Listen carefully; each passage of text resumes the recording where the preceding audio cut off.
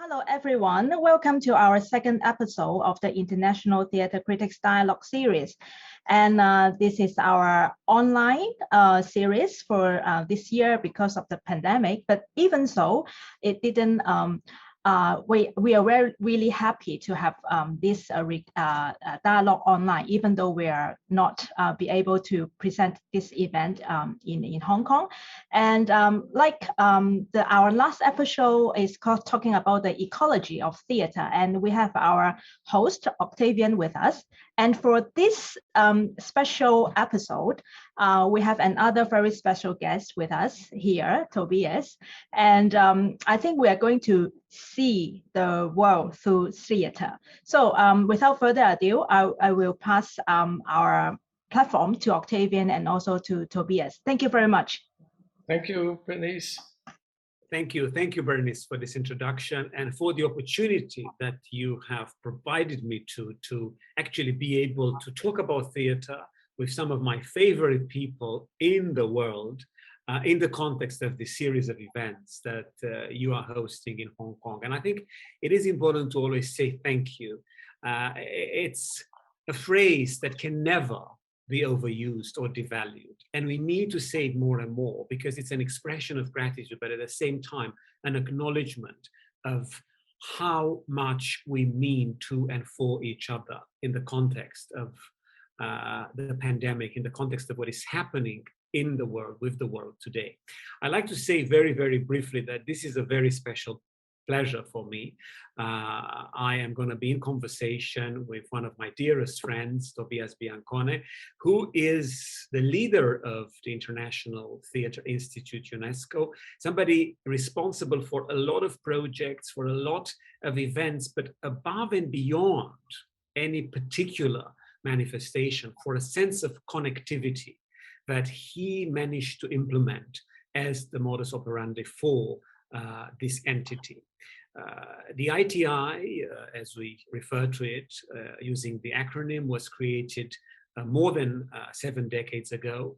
And the principles at its heart have remained the same, but I dare say have been enhanced by the vision of somebody like Tobias, who managed to create a platform for cultural exchanges, for cultural diplomacy, and for dialogue around the values, the virtues, and the inspirations of theater. So I'm going to begin our conversation today with a direct question for Tobias from the point of view of somebody who is so closely attuned to all the vibrations of our field. How do you perceive the changes that have occurred in the world of theater and performing arts? Or, in other words, what is happening with theater today? I thank you very much for giving me the word, and thank you for thinking of me. So I give you my thanks back, Octavian. I say, like, when I look a little bit, when I participate in more people, like a lot of people are saying, oh, things are changing, etc. But look at the history of theater. Things are always changing. Once it's the radio who comes, who kills theater, and the next time it's the TV who kills theater. First black and white and in color, and now it's the internet who should kill the theater, and it will not succeed because if you look at one of the values of theater is the live event, and even if it's nice to talk with you here now, like it would be much nicer to talk with you here in my office, wherever you are, in your office or in the street or in a cafe, as we have seen each other for a long time. So I think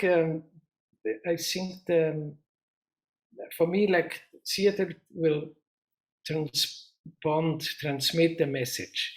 Okay, is now technical advancement, is technical means improving the message, is improving it, that it comes over to me, then multimedia or whatever you use in theater, I think it makes sense. If it's not, if it makes me being bored, being distant, being or not interesting, doing something else than watching a show on the screen, then it's not a good means.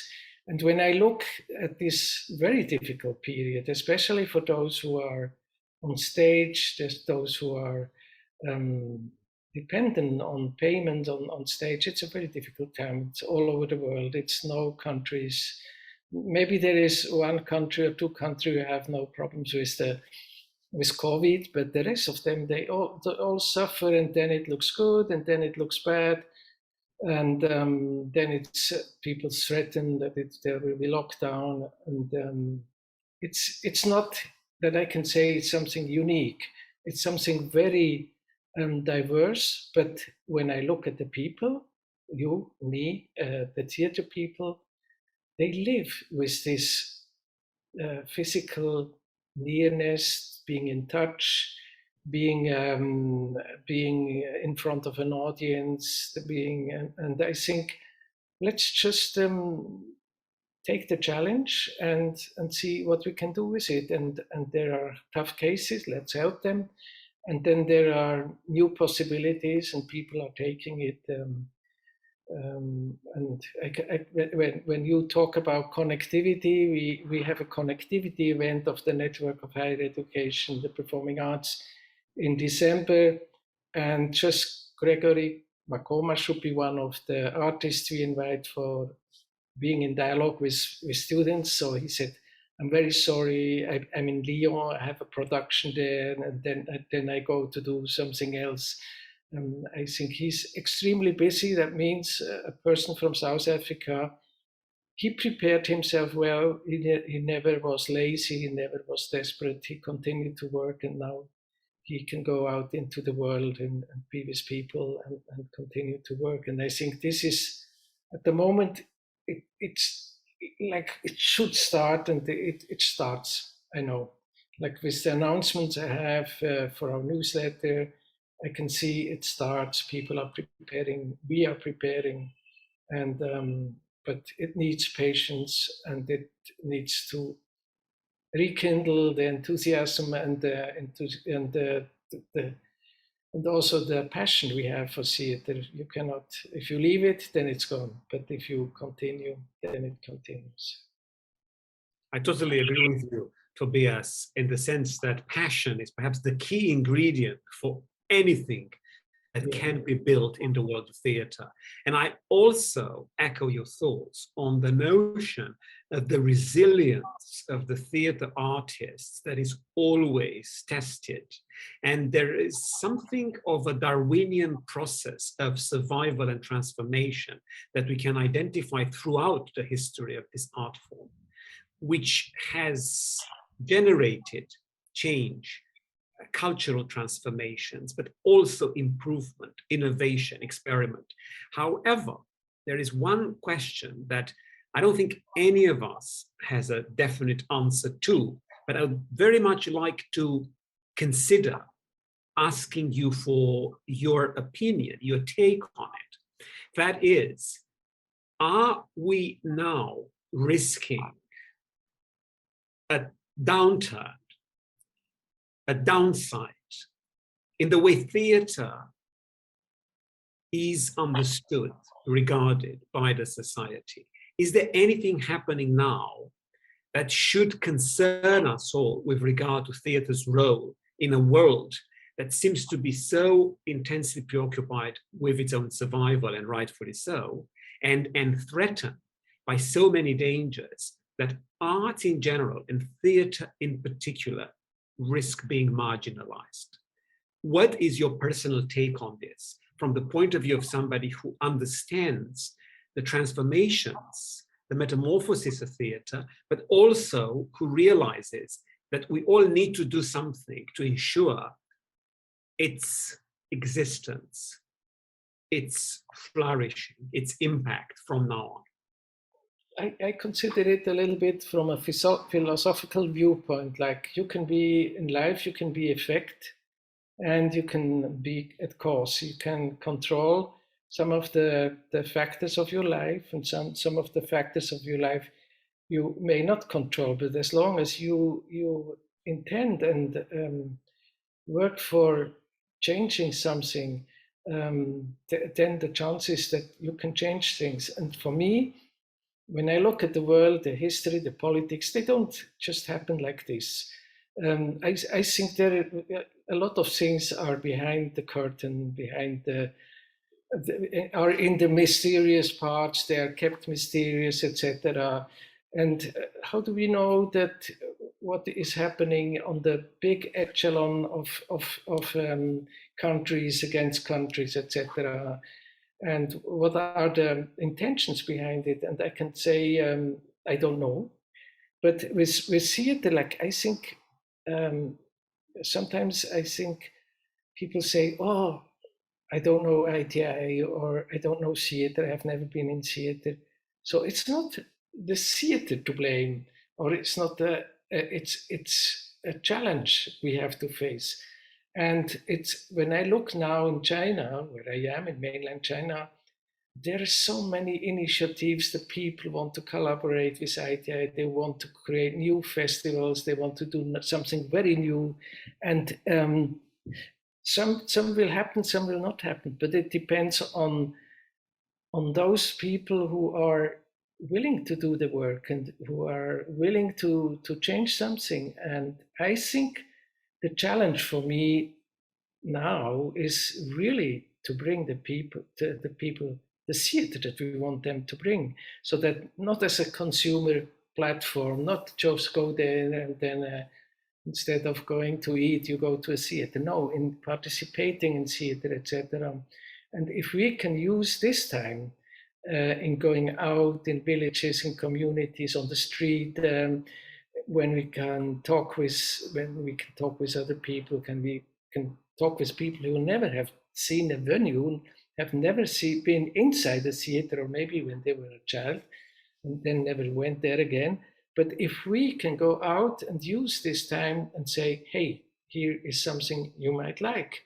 Here is something that will enrich your life, that gives you a new aspect, then we will succeed. But if we say, oh, let's see what the politicians do, no, like the only thing which we can envision, but we can say, okay, let's talk to the politicians and let's convince them. And I have so many examples how people created somewhere in a village, and now it's a huge festival. They were creating art education, and now it's a rich city. And I think it's up to those who have the power, and as you said before, the passion of doing something. And if we succeed, if the ITI members, if the friends of ITI, if the friends of culture and the performing arts are doing something, then it will be a good future. But if they say, no money, nothing there, we can do nothing, we are always the victims, then we are always the victims. But I don't believe that. I think we should be at least giving it an excellent try to be at cause and to do something that we think is for the benefit of this world. I think what you have touched upon right now is virtually more important than anything. That is to abandon the victim mentality, to drop the politics of victimhood, and try to find new ways, new avenues to explore the possibilities for what is going to happen. Mm-hmm. That, of course, in many cases is easier said than done, because there are artists who are on the verge of collapse from the point of view of the companies they work for, from the point of view of their income, and so on and so forth. However, we need to find that strength together that is necessary to convince the world that theater matters, that theater is important for the development of the humankind, that it has a role to play in education. And I hope we'll have time to discuss a little bit this sense of the dynamics between the two aspects, and that theater can teach us something about our own humanity without lecturing, without presuming that it can disseminate information. that I'd like to ask you something, and it's going to be a challenge, I have to warn you. If you were to talk to somebody right now in a private or public setting, somebody who has never been to the theater, somebody who doesn't know what theater is, somebody who simply needs to be convinced that it is an experience that is worth trying, considering, what would you tell that person? Assuming again that in the universe of representations, there is no clear idea, no construct about what the theatrical encounter may represent. What would you tell that person to give them that bit of curiosity, that incentive to go and explore theater? I think I would just take him by the arm and bring him to a good play. This is what I would do. That is for me the best, because if I say, oh, ITI is blah blah blah blah blah, or theater is blah blah blah blah blah, if he doesn't,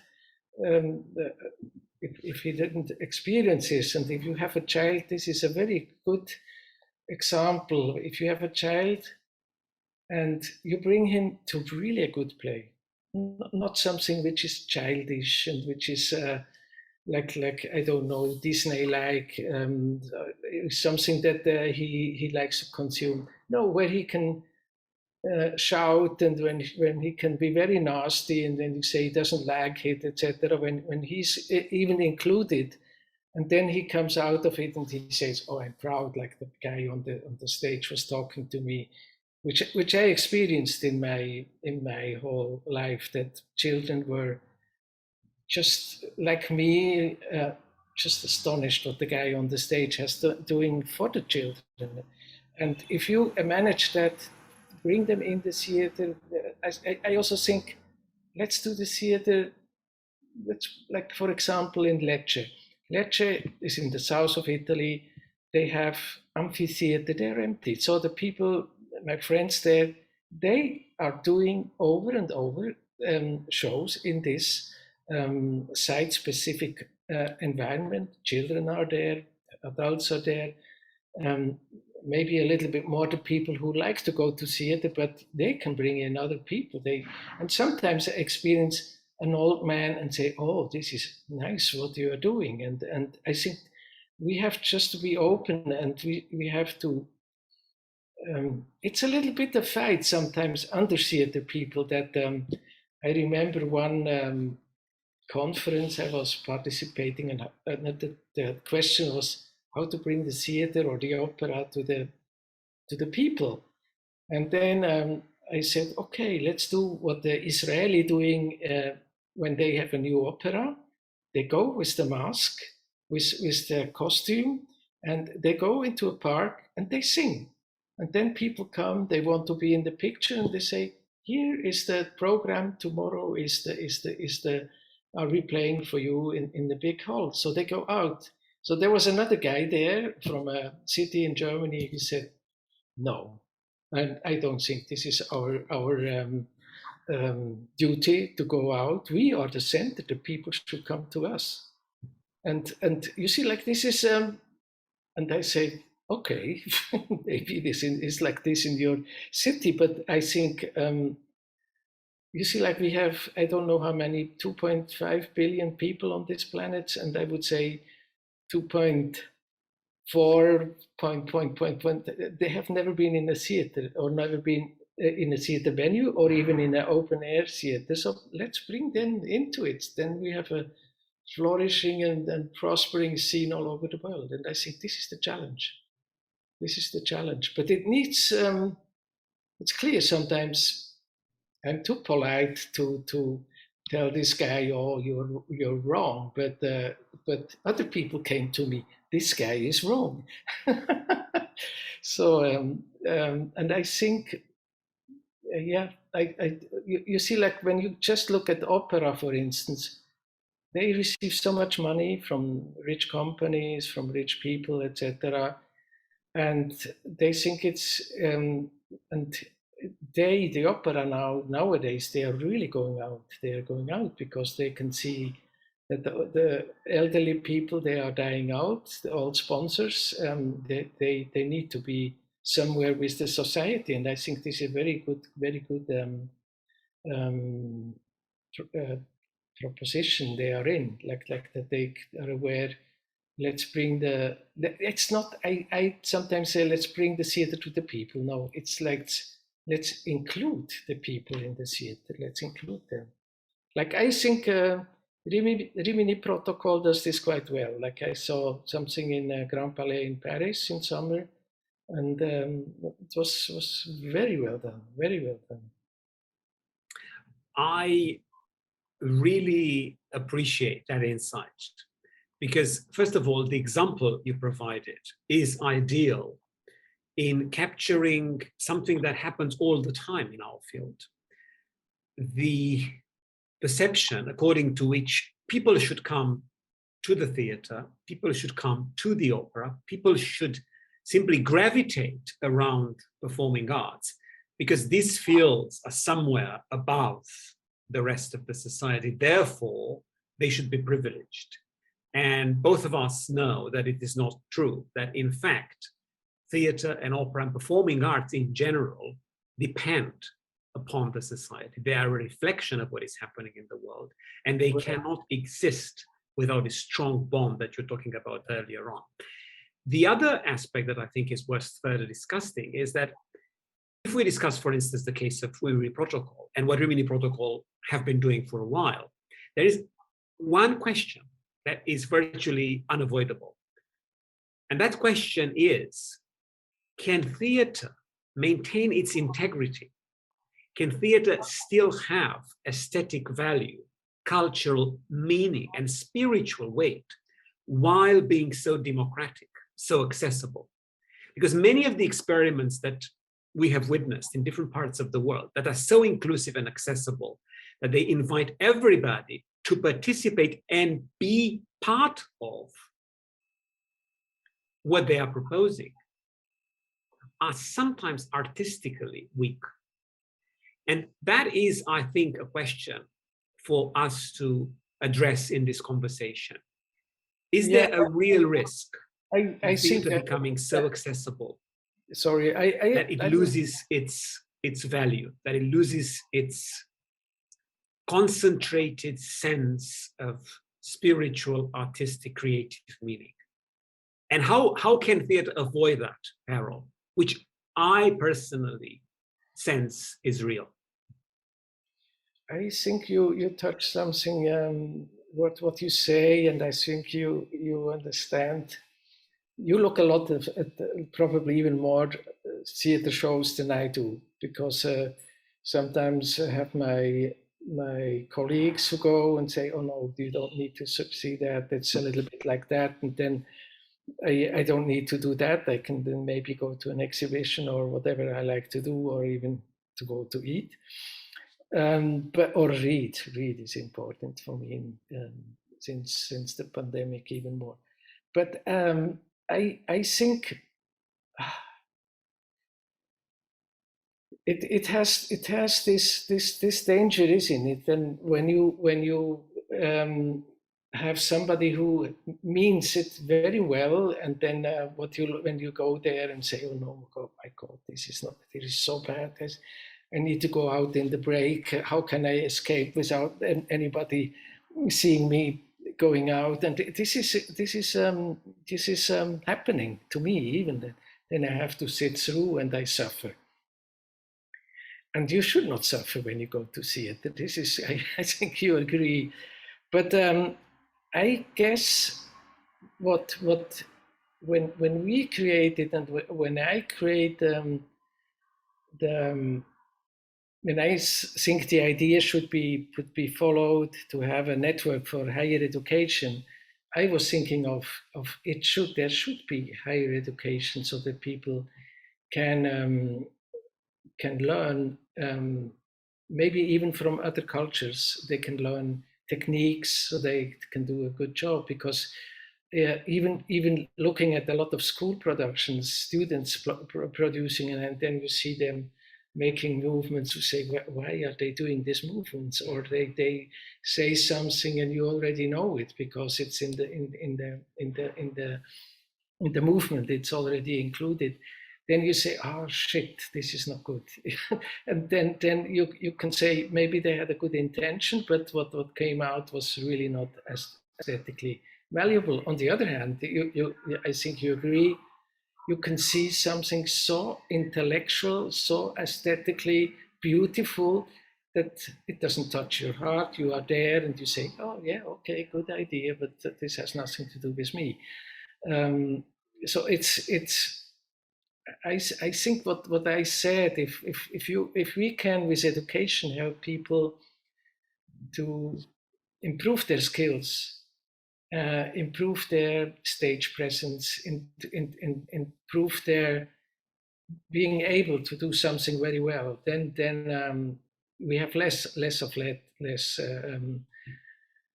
how can you say, not so good productions. And I think this is always the case, even in international festivals. Sometimes one has to differentiate. Like when you look at an international festival and you have people doing something from India, doing it in the Indian way, with rituals, with maybe almost no stage sets, but you see them and you see their power, then it doesn't matter if this is the Western aesthetic or not. But sometimes you see something which is done in a Western way, when I say, no, thank you, this doesn't work. And it's sometimes difficult, like if it's a friend of yours and you have to say, why didn't you do it in the Indian way? Why did you do it in the Western way? And then this is a long story, but what you say, then the aesthetic is lost. Then the aesthetic is lost.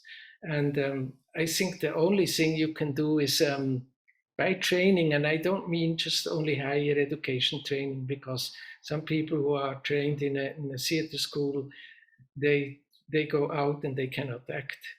This happens. And then the theaters come to me and say, what shall we do? We have this new actor and we first have to teach him how he has to behave on stage.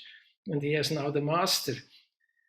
This is not the sense of theater education, but and I also think theater education is important for me, but it doesn't have to be higher education. But if the higher education is strong, then they do a good job. But if somebody says, oh, I don't want to do what they are doing in the academy, I want to do it a different way, and it's convincing, then it's okay. Like that, this kind of masters who were maybe there in the past and were educating a lot of people, like Peter Brook, etc., they still exist, and they don't need a university and a high school.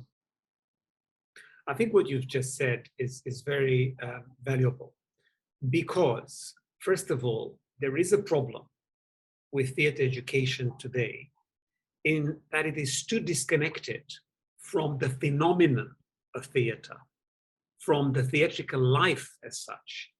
And in the old days, they were together.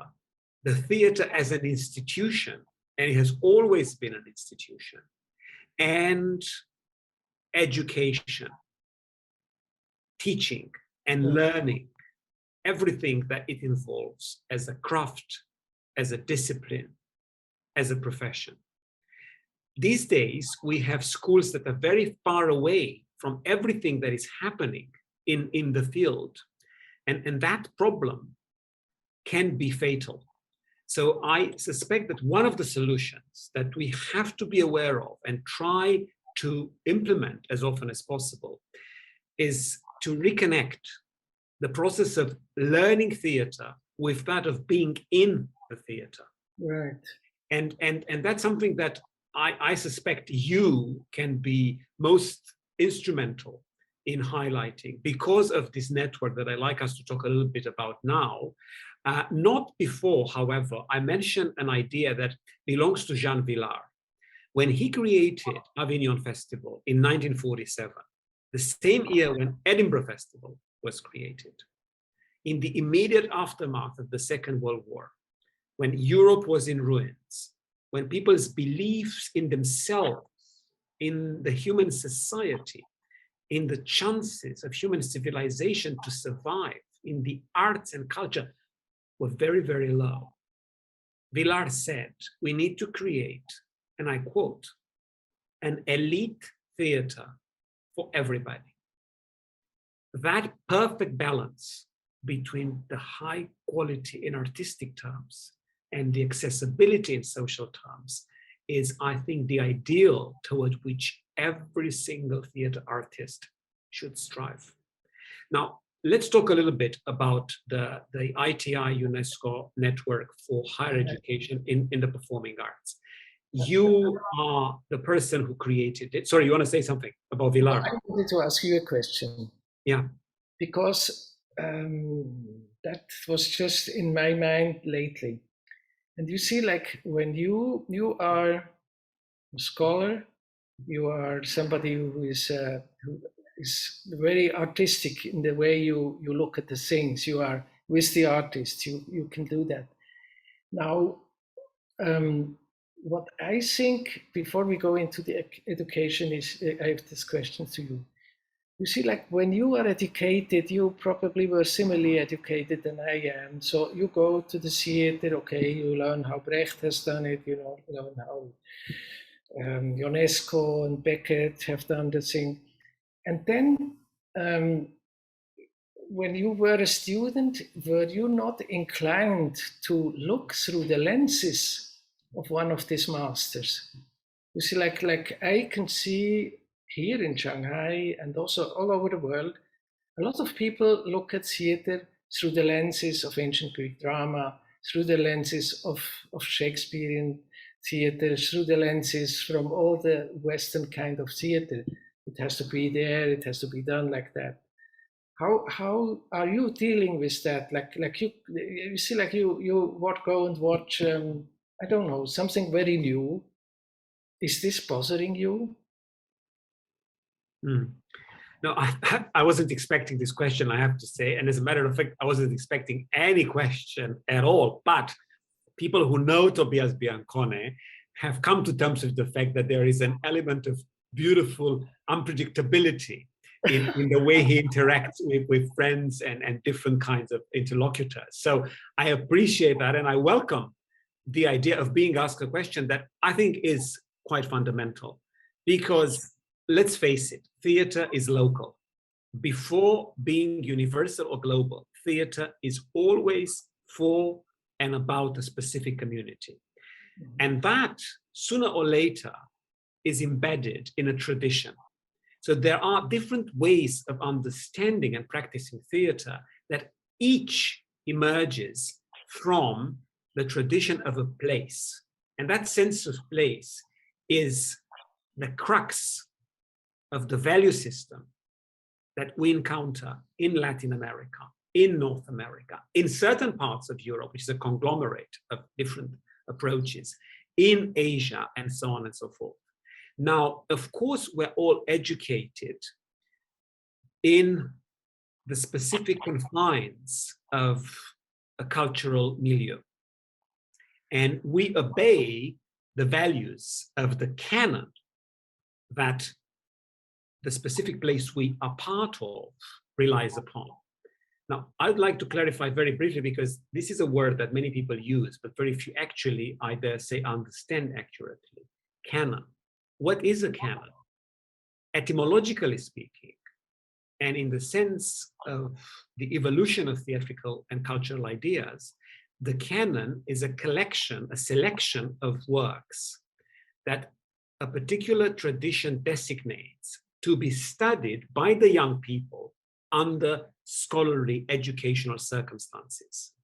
So in other words, every single country and every single region in this world has adopted a particular canon that it considers relevant for the people to study. These days, the tendency is to abandon all canonical values and embrace something that is very varied, very dynamic, very multicultural. Now, when I grew up and studied in Romania, there was a certain canon that was considered to be most important for people to engage with. And that, of course, was about theater, was about culture, was about literature. I am affected by that canon. I know it. I know it unmistakably. That canon had Stanislavski as the most important figure for the tradition of acting. It had Brecht and Artaud as the two pillars of the tradition of modernity in Europe, and so on and so forth. Now, I think, given the chance to explore more areas and more parts of the world, I have learned to relativize that canon and to embrace more and more perspectives. I would say, however, my dear friend Tobias, I would say this to you because I respect you a lot, because I know that this is what you promote, that in order to be able to accept other canons, in order to be able to adopt other lenses, you need to, first of all, be grounded in a certain cultural, theatrical, literary value system. Without that, you can very easily be lost. And this is what happens, I think, with a lot of students today who are trained in different fashions, but are not given the ABC, what the Latins would call the artifacts, the craft of theater in one sense, which may be reductive, may be very narrow, but it counts as the foundation of what they have to learn. So I think what theater education should reconsider today is this notion of constantly relativizing and changing the focus. I think there should be a focus. I think there should be a canon. And then students should be allowed to explore and embrace other aspects of this infinite world of performance. But I think without that sense of belonging, without that fundamental lens that you're talking about, I think they can very easily be lost. Do you think I'm wrong? Do you think this is the old school, old-fashioned perception? No, I think what you touch is basically a kind of a truth that I can say it is there. I have no objection against that kind of approach to education. The problem is for me, like if I look at all the educators that I know, that some people have not mastered their own canon, and they're still in it, and they're still in it. And I think, you see, why I say that sometimes I go to a place and say, okay, I look at that show and I say, okay, I don't know nothing.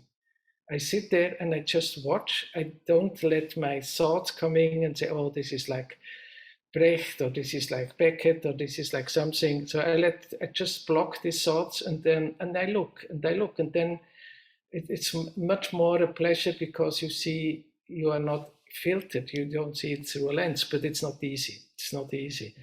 And on the other hand, what I have seen in going really to countries that I was advised not to go, like Bangladesh, it's too dangerous, or Pakistan, it's too dangerous, etc. And then if you see something there, or even lately I saw a film of a Chinese storyteller, you see, like, when I look at this person, I don't understand the word, I say, wow, this is something I like. This is so much energy in it, etc.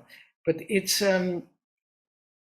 more, I understand your viewpoint. A person needs a stable information. He needs, because if you have somebody in the air and he has nothing where he can, or in the water, and he cannot hold himself when he's getting help, then he drowns. And for stability, you need to have something. It might be good or it might be not good, but you need that. I totally agree with it. But I think at one point in the development, like if you look at really the great masters that you have experienced, then you can see, I think probably they were able to say, this is now what I want to do. This is now what I want to do. But if you even look at painters like Picasso or Matisse, if you look at their early paintings, they look like all the others. And then suddenly at one point, they probably have this unknown canon where they could repeat and sing, etc. But this is probably a dream, or maybe a dream that never comes true, because a lot of people cannot do this step. But the education in itself, when you look at education, I think it's important to we say in painting you have to have your own signature. If you don't have this, you never will be recognized by other people, because they say, oh, you are like Matisse, you are like Picasso, you are like Braque, or whatever. You know what I mean? Tobias, I want to thank you very much for mentioning Picasso. And you do it for a reason, because you know exactly how important it was for him to absorb all this knowledge about classical painting in order for him to pave the way for everything that happened afterwards, to open a new chapter in the history of visual arts. Yeah. And it was simply because he mastered the technique of the old school that he could invent a new one. And that message, I hope, will be heard by everybody. And with this in mind, I want to invite you to share some thoughts about what determined you to create this extraordinary, unique platform for higher education in the performing arts, to initiate this network, which has so many universities from everywhere, and which is about believing in the same values, but having different angles, different perspectives, different techniques in order to train the new generations of theater artists. So tell us about it, because I know that in December, there will be a special event dedicated to it. Okay, so I have to say, ITI always, like ITI is an institute, like, and basically ITI is committed to education since its beginnings. And I like to tell you this story a little bit, because it's important. When ITI was also in 1947, it was created by the Director General of UNESCO. He said, let's assemble all the important European but world artists in Paris in 47, and let's create an international theater institute which covers music this, dance, etc. And there were a lot of, it's a little bit like a who's who in this years, like Barrow was there, J.B. Priestley, and a lot of people you would maybe know. I just read the names. I know that they are important from that time. And then even in those years at the beginning, we were created, ITI was created in 48. The war was very important, and it's interesting that we had an architecture committee that now has been taken over by Oistad, our friends, because so many theaters were destroyed after the war. So there was a lot of interaction with the situation at that time. But what is important, from the beginning, they always were pushing, let's do a festival, let's do Theatre of Nations, Theatre of Nations. And then it came into existence, and at one point, it was under the Ministry of Culture of France, and it started to weaken, etc. And then Jean-Louis Barrault, he took over, and he initiated laboratories with Peter Brook and Grotowski. And they also created something which taught the young students what is world theatre. That was maybe in the 70s it started. And I think, so this initiative of bringing education back to ITI was one of the goals. And it was also one other thing which we do is this connecting event. In December, we have in the morning presentation of the maybe 50 universities and academies and research centers. They say what they are, what they are doing, and what activities they have, or if they have an interesting project. So this is 4 mornings. We will do just these presentations. And then in the first 4 days, we have, as a second part, an artist who shows an excerpt of his work, and then a student is leading a moderation to be in dialogue with these artists. And this education and artists, that ITI has more artists than educators, and they are people who are at the forefront of the they are doing the shows, they are doing productions, they are actors, etc. So we bring them together with the students to hear how do they deal with the pandemic, how do they, what have they done, and then they can question and answer. And I'm very sure with students this will be a very lively discussion. But it's bringing together an artist with the educators. And I also can see, like, I have 2 painters who were the dean of art school in Switzerland. And then both gave up because they said, okay, if you want to continue to teach, you have to have a doctor title, otherwise you cannot teach.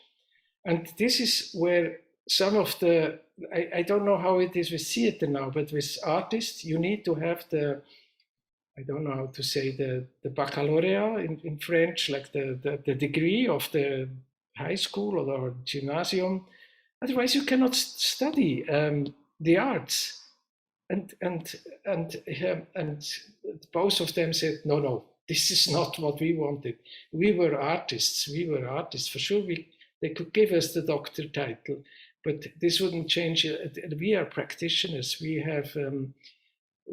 want to teach the people how to paint, how to be, like, some of them become graphic designers. That's okay, but one of them was just there for painters to become painters.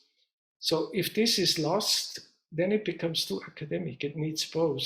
And I think this is only a temporary illness of the education of Bologna or whatever it is, where they lose this academic, when they lose this artistic point of view. And I know a lot of like good universities, theater universities, like the people there, they're on stage, they're well known. In Russia, I know that they are heroes, like in the theater world, because they are doing a good job and they teach their students. But so to bring together the artists with the academia, that's basically the idea of this network. And ITI is representing the artists. And the university, and the others are the universities, so it's a challenge. But Tobias, you have no idea how delighted I am that you have ventured into the realm of this very touchy, complex, almost dangerous topic of the legitimacy of the person teaching the arts and theater. Because indeed, I know so many Dr. Nobodies who assume they can teach because they have the recognition provided by the degree, because they are part of an institution that gives them the platform to do so, but in fact lack the legitimacy that can only be guaranteed by professional accomplishment, by a strong body of work. And what you have said about Russia, I think should be reminded. I think it should be, to be honest, the motto of everybody attempting to teach others anything about art, about theater, about literature. You must be an artist yourself before you can even attempt to teach others. This crisis, and I make no apologies for the word, because indeed there is a crisis, that a lot of European artistic educational institutions find themselves in, has emerged from the confusion around who can teach and why. And I think maybe the greatest role of the network that you, I would say almost single-handedly put together, is to rebalance all these different components of what academic teaching and practical teaching involve in various parts of the world. We need to let people know that theater is a profession and that practicing it is more valuable than anything. So I would suggest to you that maybe at some stage we organize an entire conference around this aspect of teaching theater, not in terms of having degrees and having titles and bragging about them, but in the sense of sharing what a teacher has learned through practice. I think this, what you say, I think it must come from the members, but I think I totally agree that I remember when you were, probably you left already the conference we had in Shanghai 2018, yes, 18. And I remember that when you and me are going to the theater, you want a good show. You want convincing actresses and actors. And I don't go to any play and say, this is a pupil of Grotowski or a pupil of Stanislavski, of Meyerhoff or Chekhov or whatever, or Brecht. I'm not interested in that. That I want to be enchanted. When you say the magic, the mystery of the play should come to my heart. And if that is not happening, I can say, okay, the actors were good, but the story is bad or whatever like that. But if it doesn't touch me, and even if it touches me, I don't ask who was their teacher. Like Stanislavski is dead, so it's not him, but somebody of his followers. No, that is absolutely true. And again, talking about Stanislavski, Meyerhold, who was up to a certain point so close to him, but then went into the opposite direction, once said something that can only be framed from a Western perspective, because in the East it would be a sacrilege to even consider it. And he said that a true disciple is somebody who at some stage goes against the master. Yeah. So all this accumulation of knowledge that people receive in school should be the basis for them rebelling against it, for them trying to find their own voice. That is what schools should try to nurture, that spirit of rebellion, which is the independence of the artist everywhere. Yeah, I think that's probably also the reason why Konstantin Raikin from the Satyricon Theater opened his own school, because he said, I have my way to teach and I want to do it. I don't want anybody above me who tells me how to teach. And he's very successful with his school. Tough school, but very successful. But I think this is the rebellion, because he said, GTs, they are my friends, etc., but it doesn't give me probably the challenge that I need to do my own thing. Yeah, exactly. So maybe he read Meyerhold. Presumably. I'm actually quite certain that he did, and I appreciate everything that he does. And I was very, very pleased to actually meet Raikin, thanks to you, in Shanghai in 2018. And I have met many people thanks to you, and I never cease to marvel at your ability to bring all these creative energies together and facilitate dialogue across all borders. That's why I always refer to you as the greatest connector in the world of theater. And I think it's a virtue that is absolutely extraordinarily important for us all. And I like to go back to the question that you asked me, which I'm grateful for, about my formation, about the importance of having a certain grounding in a particular tradition and so on, and say something about one of the great differences between schools of theater in Eastern Europe and pretty much the rest of the world. In Eastern Europe, Bulgaria, Romania, Hungary, Poland, if it can be considered as part of that territory, and former Czechoslovakian area, all of them include something about criticism. The term is almost always the same, theatrology, which would be theater studies in a very loose translation. But the ethos that is reflected by the term involves criticism, critical thinking, understanding performance, and writing about it in a competent manner. Now, I would like to ask you before we end our encounter today about the role of criticism, because whether we like it or not, the profession is in decline, and there seems to be very little left for various critics around the world to consider in terms of prolonging the necessity of this profession. So from your point of view, what is happening with criticism? Not with critics, because they will survive individually. There is also a kind of entity that, in a way that I want to comment on, tries to sustain a certain belief in what we do. But what about criticism? What about this area of the theatrical universe? Yeah, I can talk a little bit about it's a very delicate question, but I can talk about my experience with criticism. I think, you see, I consider the critic is basically somebody who is between the performer and the audience.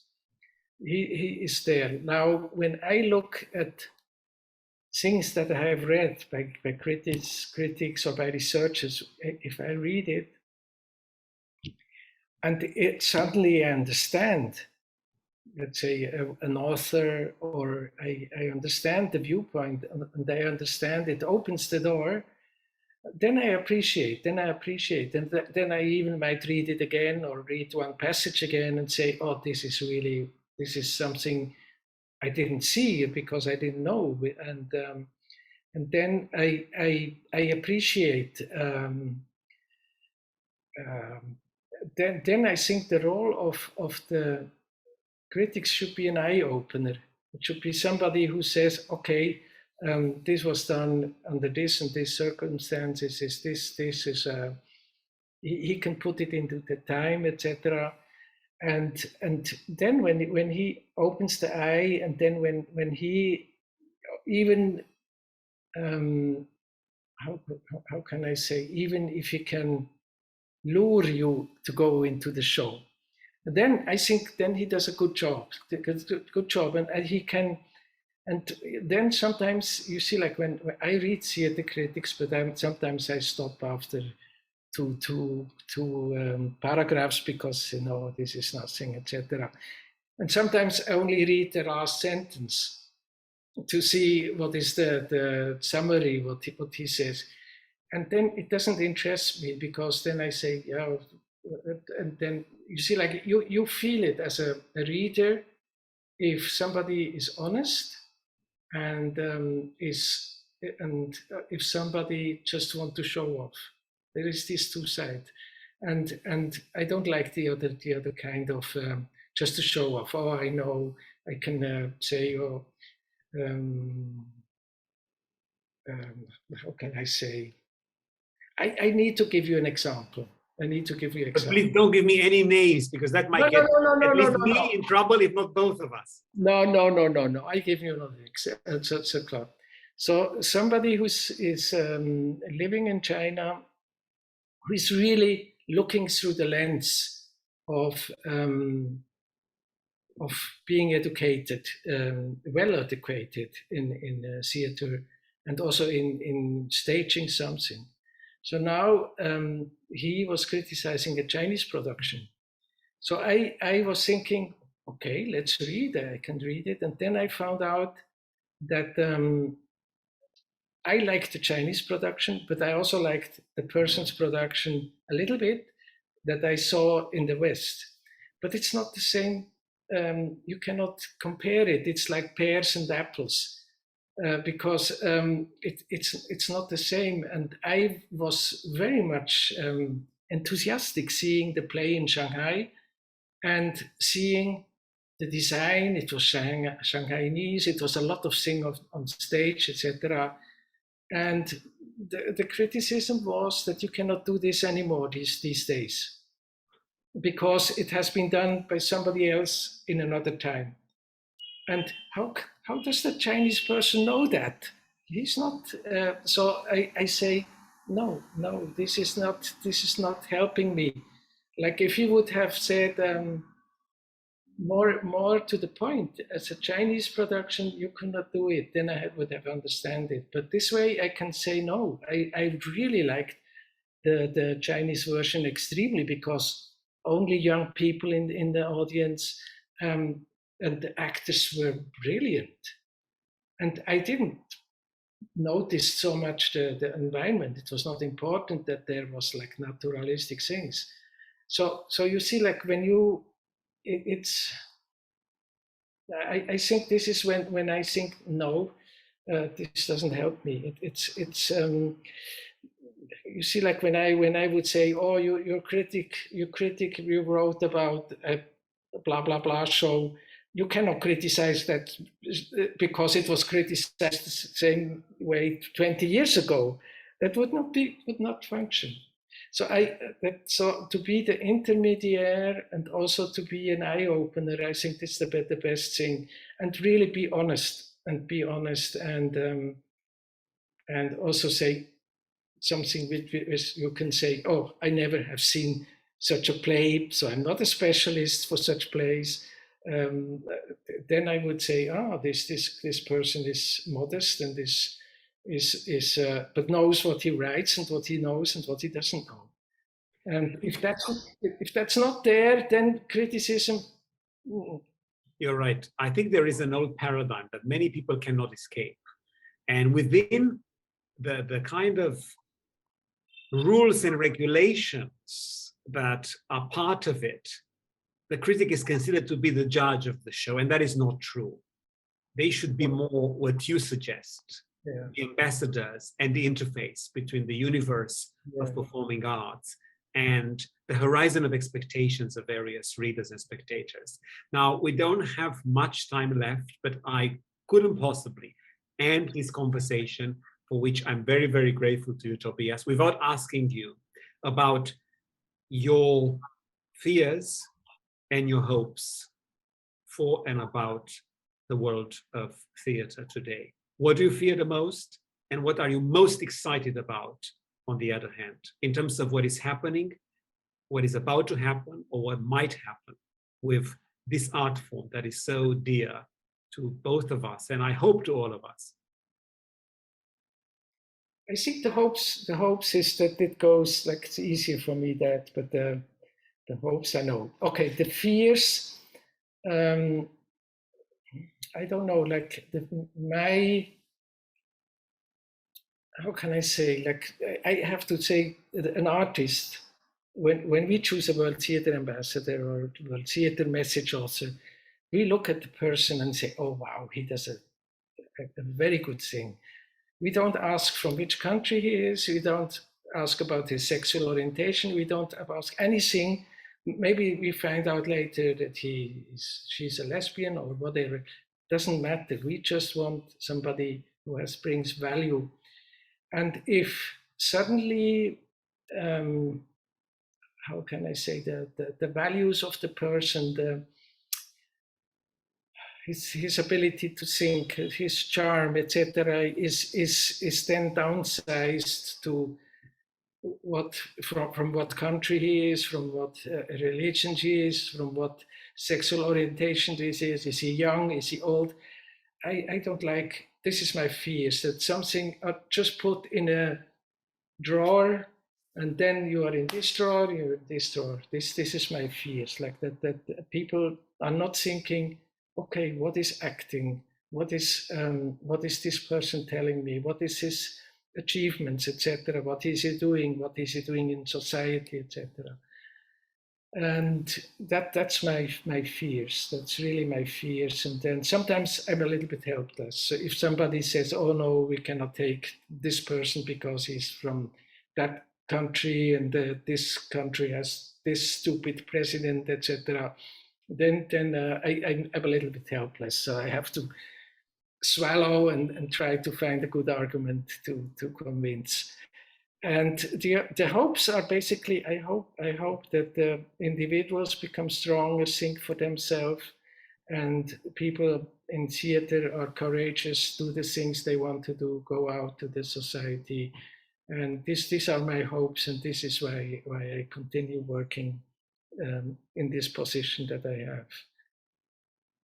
Thank you so much, Tobias, for a lovely dialogue and for reaffirming the points of view that we should all rely upon in ensuring the existence and the survival of theatre. We are all a little bit more comfortable and more encouraged in what we do because you are there trying to help. So thank you very much indeed for this special moment. Thank you.